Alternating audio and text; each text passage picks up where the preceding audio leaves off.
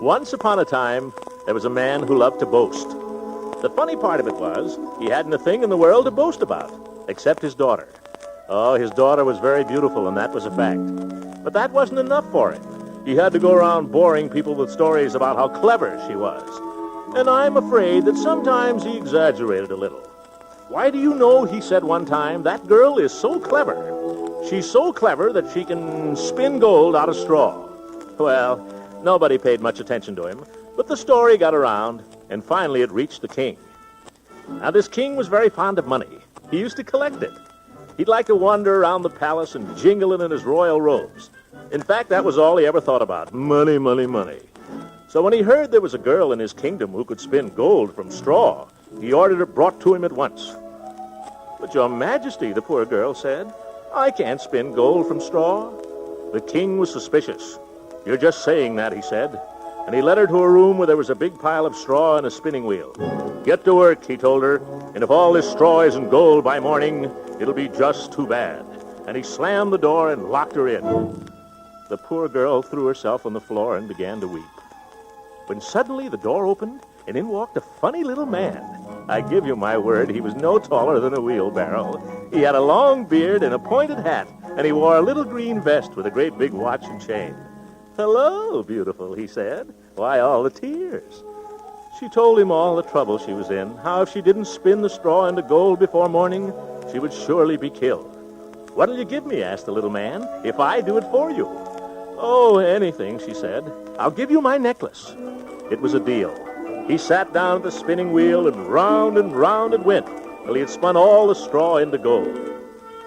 When the king came in the next morning, he was delighted. But instead of letting the poor girl go, he took her into another room where there was even a bigger pile of straw. I don't have to tell you, he said, that if all this straw isn't gold by morning, you will meet a fate so horrible that I can't even think what it is. That night, the same thing happened. The little man returned, and the poor girl offered him her ring, which was the only thing she had left.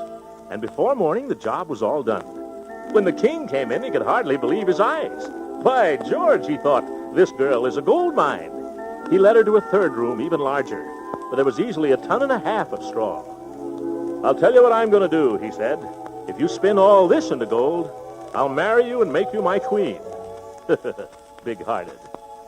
But I can't, she cried. Tut-tut, my dear, the king said. Never say can't. And he closed the door softly.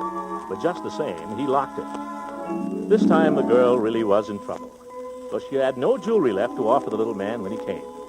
Would you like to know what she did? Well, I'll tell you. But you'll have to go change the record first.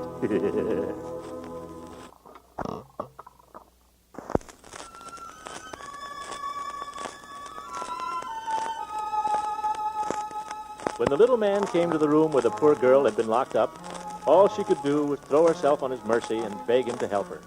Well, I'm losing money on this, the little fellow said, but I'll do it if you promise one thing. Promise me that when you're queen, you'll give me your first child. The wretched girl gave him her promise. What else could she do? And sure enough, the next day, the king married her and made her his queen. Oddly enough, they got along together very well, as royal marriages go, and in due time, they had a baby. The queen was so happy she forgot all about her promise to the little man with a beard, till one day he arrived and announced that he had come for the child. The queen wept and pleaded and wept some more. She wept so piteously, and she was so doggone beautiful that the little man gave in. I don't know why I do this, he said. I'm a fool. But if you can tell me within 3 days what my name is, you can keep your baby. Well, sir, the queen almost went crazy trying to think what the little man might be called. The first day when he came, she tried simple names like Elmer and Mac and Joe, but she could see at once that they didn't fit. You'll have to do better than that, the little fellow said, and he went off rubbing his hands and chortling in glee. The second day, she failed again. By this time, she was so terrified, she went and told her husband about the whole thing, and the king issued a royal proclamation. Everybody think up names! The next morning, a messenger arrived at the court. I haven't thought of any names, he said, but yesterday when I was going through the woods, I came upon a little hut. In front of the hut, there was a fire, and a funny little man was dancing round and round it, singing this song. Bring me cookies, bring me wine, tomorrow night the baby's mine. If I don't win this guessing game, Rumplestiltskin's not my name. When the Queen heard this, she jumped for joy. She couldn't wait for the little man to get there. He arrived just at sundown with a big sack to carry the baby off in. All right, he said, taking out his watch. Start guessing. Is your name Horace, she asked. Nope. Is it Humphrey? You're cold. It isn't Throckmorton. Certainly not. Ridiculous.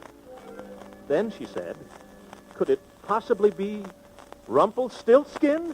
Oh! Somebody told you, he shouted. Some blabbermouth told you. And he was so mad he stamped his foot and stamped it right through the floor. They had to pull him out. And he limped away, muttering to himself, always somebody spoiling the game. And that was the last that was ever seen of him, the old goat.